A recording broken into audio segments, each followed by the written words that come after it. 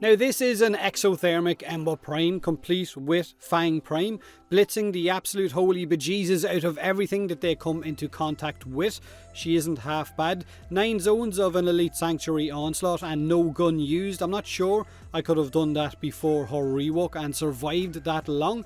All hot melee action. Now I will show my mod setup for this in a minute, but she is, in my eyes, a little bit like, I guess, a weaker version or a fire version of Siren when it comes to spreading that damage to large groups, minus the viral. However, I was having certain energy issues with our fiery space chicken, which I will talk about as well. Welcome on in, you beautiful feckers. How you all doing? Ember has had multiple reworks over the years, right? Until I guess she became known as a bit of a trash clearing Warframe. Press 4 to win and watch your trash burn, but she had got terrible survivability. She was a bit of a glass cannon.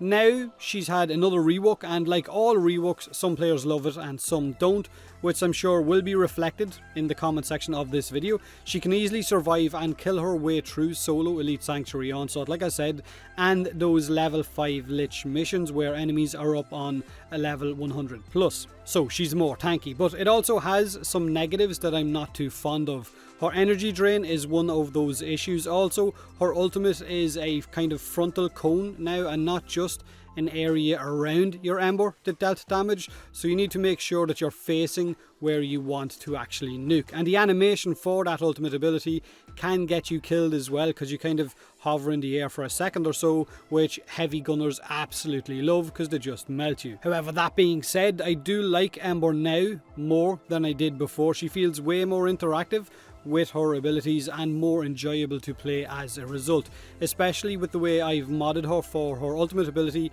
and the exothermic augment for energy orbs on kills, so you can get a constant supply of energy orbs. Her abilities do need to be managed in order to not drain your energy, while also trying to keep her damage mitigation as high as possible, but she seems to perform better once she can keep her momentum going. So once you can keep killing, using Inferno and Fire Blast one after another to balance that meter out.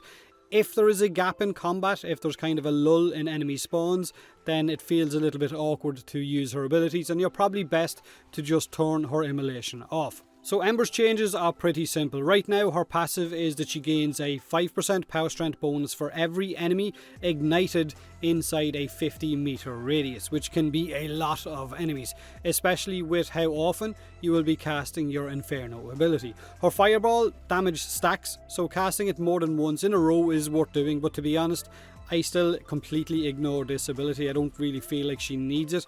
Her immolation, damage reduction and armor stripping is really nice, but its meter is what needs to be managed. Keeping that meter up to a high amount will leave Ember's abilities dealing more damage and also reduce her incoming damage, while also allowing her to strip a high amount of enemy armor once she casts that Fire Blast. So 90% is the meter's maximum amount for damage reduction, while also giving you that amount for stripping enemy armor once you cast, like I said, her Fire Blast ability.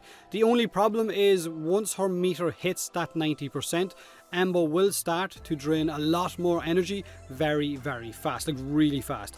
This will mean you need to cast her Fire Blast very often to vent that meter back down and stop it hitting the 90%, the maximum amount, which in turn will leave you taking more damage because your damage reduction has been lowered, and leave you dealing less damage as well. But of course, one cast of her Inferno ability on a large group of enemies will start to ramp that meter right back up, so it is a balancing act. Now Ember's ultimate Inferno ability leaves a ring of fire around every enemy that it hits.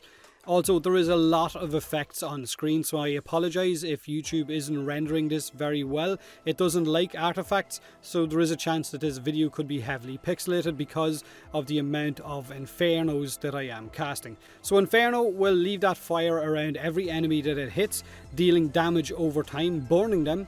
This ring on every enemy will expand over time and spread to enemies that it comes into contact with, who then gain a ring of their own, and also it expands as well. Now I think the ring expands to about 3 or 4 meters before I think that's the maximum amount that it can get to.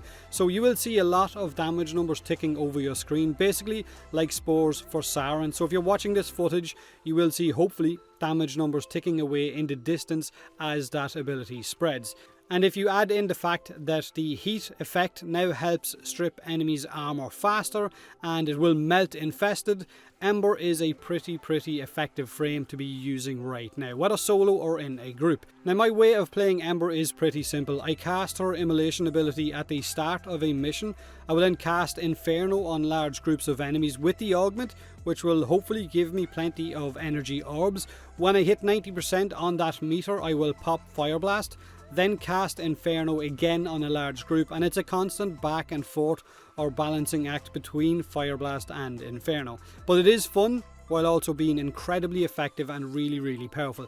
Fire Blast will also do a knockback or a knockdown on enemies depending on how close they are to you, so it's quite good for a little bit of added crowd control. Just don't cast it too much or you're going to reduce your damage reduction. Now the energy gain from the exothermic augment is pretty good once you hit large crowds with it, so I would kind of single those out more than anything else, not cast it so much on 1 or 2 enemies. Wait till you have 5, 6, 7 or 8. Now if you can get your hands on an arcane energize from Nightwave or for whatever, then of course it's going to boost your energy gains even more as you pick up all of those energy orbs. But if not, then you could alter my build a little bit and put in a bit more efficiency. So this is the build that I used for the footage.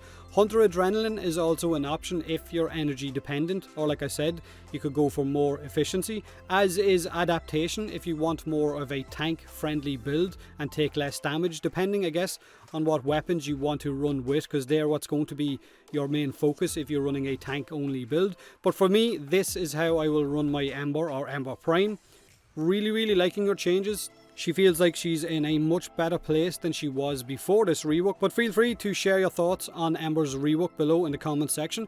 Do me a huge favour and hit that like button if you enjoyed the video, or don't if you didn't. Subscribe for more Warframe, and as always, thanks very much for watching.